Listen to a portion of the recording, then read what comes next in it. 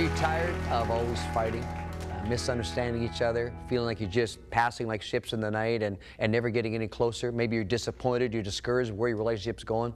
Well, I want you to know something. You can realize clearly it may be you. It may be your unresolved pain that's actually bringing pain into the marriage. That's why we're here to help. We're trying to get you to the place where you can deal with those issues and free yourself to become the person you need to be the spouse that would really make a difference in your marriage. So stick with us, because we're all about dealing with that pain that's causing current pain even in your spouse's life. Wow. That's where we're going. Okay, but what do we do with the pain? I mean, how can the pain benefit us? That's what I'm wondering. Well, pain, you know, if you look at it, pain's a signal that there's something going on in your life. Yes. So to ignore it would be foolish, but we ignore emotional pain all the time. Okay, but why don't people want to get healthy? This is my big question. Like, if you don't know you've got a chair, that's one thing. But when you know you've got a chair, why do you want to keep it? I don't get it. I think shame. You know, that shame of carrying that chair around. I think the pain of not wanting to feel it again, It's easier to blame. It's easier to say it's his fault than it is to Or to blame his chair. Exactly. Like I can see his chair, right? So he's got the issue, right? You've got the issue. Well, I think there's something deeper too. I think there's just this sense of familiarity. You know, we may not like the environment, but we are used to it. Yes, right. And we're amazingly adaptive as human beings, I think. We learn how to adapt to the pain and cope with it, never understanding that our adaptations are actually reinforcing the wounds and reinforcing the fears. Tom, that is fascinating, because I just instantly came back to a memory of something I always craved and wanted, but it wasn't normal for me. And the first time I got it, I thought, ooh, this actually feels uncomfortable. And so that makes sense. Well, we have a saying that getting what you want scares you to death, because if you get it, you have a fear that it'll get taken away from you. I actually made this statement when I really realized I was falling in love with him, and he said, "Why haven't you told me that you love me? I know you do." And I said, I really actually said this, because if I finally admit it, I'll lose you, and I'll be terrified and sad. Oh. But you know, people in the audience listening, I mean, you're sitting here and you're listening to stories that may be yours. And you got to understand that we all have pains. We all have issues that we need to deal with. And that baggage unresolved will mess up subsequent relationships. Yes. And so this pain is kind of the signal. It's the thermometer saying, deal with it.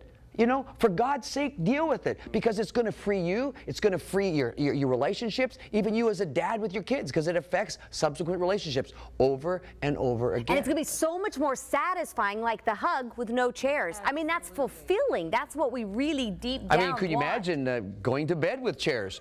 I mean, like it's not comfortable, right? I mean, exactly. But it's no more comfortable emotionally, because you try to get intimate with somebody, and the problem comes, you're colliding emotionally because there's baggage that comes together just like the chairs. Okay, but my pain is my responsibility, and I really believe that. In fact, you've heard me talk about it over and over. But how can I include my spouse? Like, how can they come alongside and help me heal? Well, you can talk about it to your spouse, and not in a way that's making an excuse. The reason I did that is because I grew up in this environment, but owning it, really owning what it's like living with you, and then sharing it in healthy ways to your partner, and then your partner putting themselves in your shoes with empathy and saying, instead of, there you go again, talking about your childhood, the partner puts himself in your shoes and feels that pain too.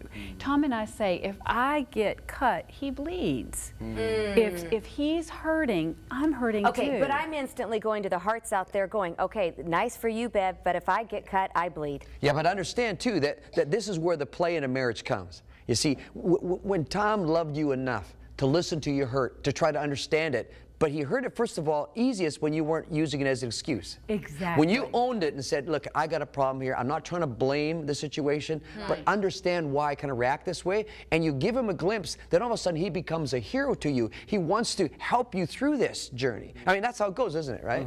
And not only that, Dave, I think there's something much deeper and more fundamental too. When we're wounded, the wounds create basic fears. Yes. And we labor under the message of those fears. You know, I'm not good enough, I'm not worthy, there's something wrong with me.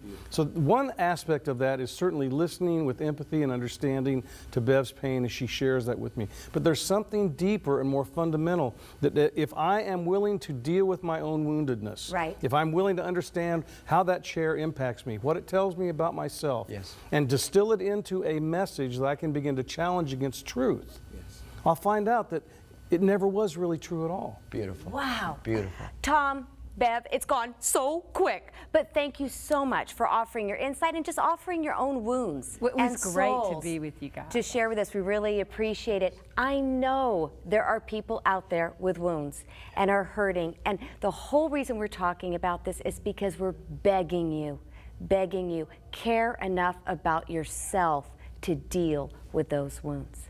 Stay with us.